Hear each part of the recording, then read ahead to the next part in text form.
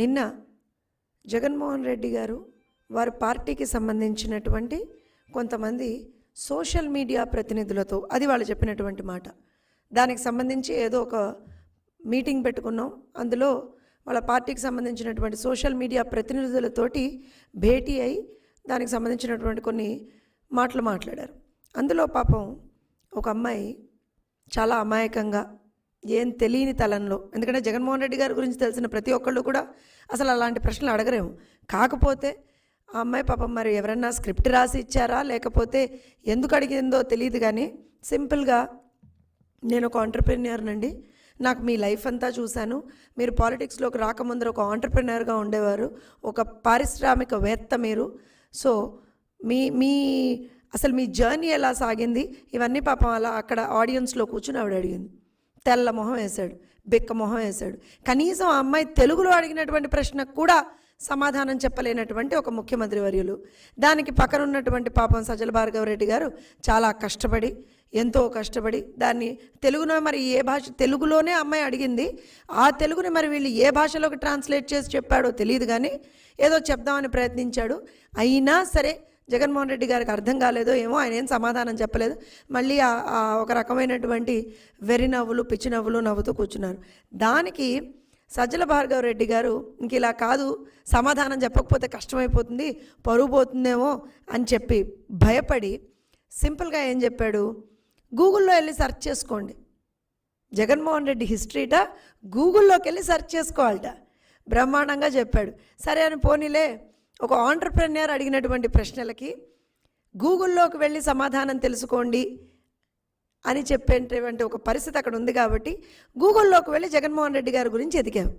మరి అమ్మాయి ఎదిగిందో లేదో తెలియదు, కానీ చాలామంది రాష్ట్రంలో నిన్న ఓహో ఎంత పెద్ద పారిశ్రామికవేత్తో లేకపోతే ఎంత పెద్ద ఆర్థిక సంస్కరణవంతుడో ఈ మహానుభావుడు, ఒకసారి గూగుల్లోకి వెళ్ళి ఎతుకుదామని చెప్పి తమాషాగా గూగుల్లోకి వెళ్ళి ఎతికితే ఇంత పెద్ద చాంతాడంత లిస్ట్ వచ్చింది. ఏం లిస్ట్ వచ్చిందయ్యా అనంటే జగన్మోహన్ రెడ్డి గారు పెట్టినటువంటి షెల్ కంపెనీల లిస్ట్ వచ్చింది. జగన్మోహన్ రెడ్డి గారి మీద ఉన్నటువంటి సిబిఐ ఈడీలకు సంబంధించినటువంటి ఛార్జ్షీట్ల లిస్ట్ వచ్చింది. అలానే జగన్మోహన్ రెడ్డి గారు 2004 తర్వాత ఎన్ని వేల కోట్ల ఆస్తులు ఆయన గడించారు అనేటువంటి ఒక హిస్టరీ వచ్చింది. ఇవన్నీ హిస్టరీలు వచ్చాయి, కానీ నిజంగా కూడా ఏ కంపెనీలు ఎక్కడ పెట్టాడు జగన్మోహన్ రెడ్డి, ఏ రకమైనటువంటి అభివృద్ధి చేశాడు, ఏ రకమైనటువంటి ఆంటర్ప్రెన్యూర్షిప్ స్కిల్స్ చూపించాడు జగన్మోహన్ రెడ్డి అనే దాని మీద మాత్రం పాపం గూగుల్ అమ్మ కూడా ఆన్సర్ చెప్పలేకపోయింది నిన్న. సో దానికి సంబంధించి ఎంత పెద్ద ఆర్థిక, సరే యూజువల్గా అయితే జగన్మోహన్ రెడ్డి గారి విషయానికి వచ్చేటప్పటికి ఆర్థిక నేరస్తుడు అనేటువంటి ఒక పాయింట్ వస్తుంది. కాకపోతే నేను ఆంటర్ప్రెన్యూర్షిప్ మీద మాట్లాడింది కాబట్టి let's talk about his entrepreneurship అని కనుక తీసుకుంటే, జగన్మోహన్ రెడ్డి గారు తన తండ్రి అధికారంలో ఉండగా సుమారుగా 64 షెల్ కంపెనీలను ఏర్పాటు చేసి ఆర్థిక అవకతవకలకు పాల్పడ్డారు అనేటువంటిది సిబిఐ ఇచ్చినటువంటి ఒక నివేదిక. ఆ షెల్ కంపెనీలు ఏంటో కూడా కొన్ని నోటిఫై చేశారు వాళ్ళు.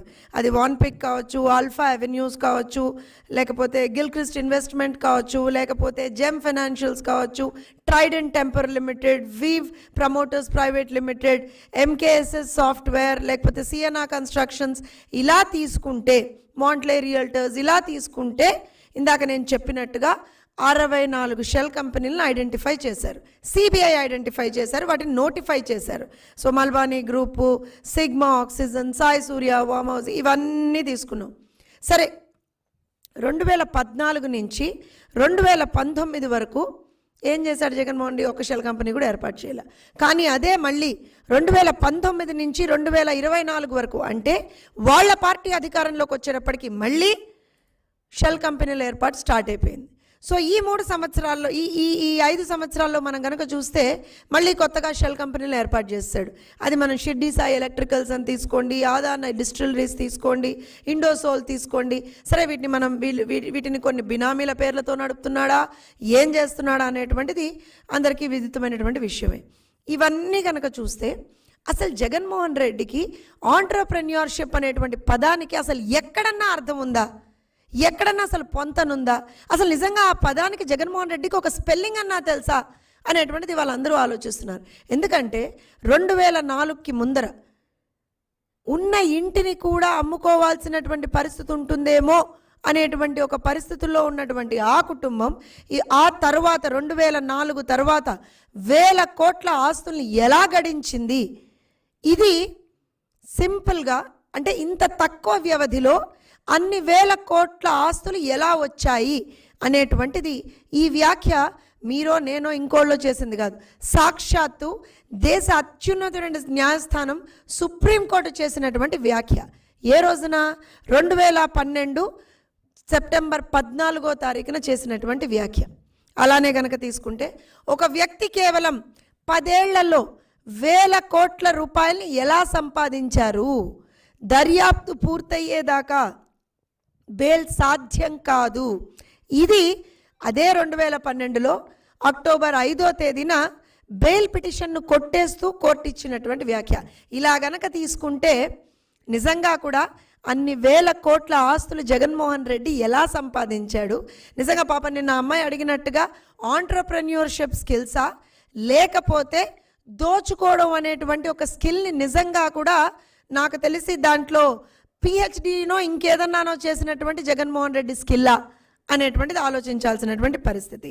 దాంతోపాటుగా జగన్మోహన్ రెడ్డి గారి మీద సిబిఐ దాఖలు చేసినటువంటి ఛార్జ్షీట్లు 2012 నుంచి అంటే ఆల్మోస్ట్ తీసుకుంటే ఒక 12 ఛార్జ్షీట్లు సిబిఐ జగన్మోహన్ రెడ్డి గారి మీద పెట్టింది.